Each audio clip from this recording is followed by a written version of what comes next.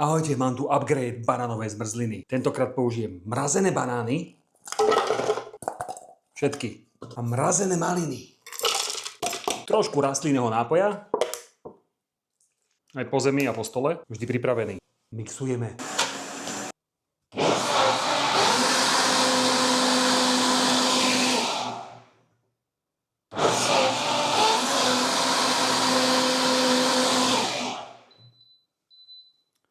Zmrzlina je hotová.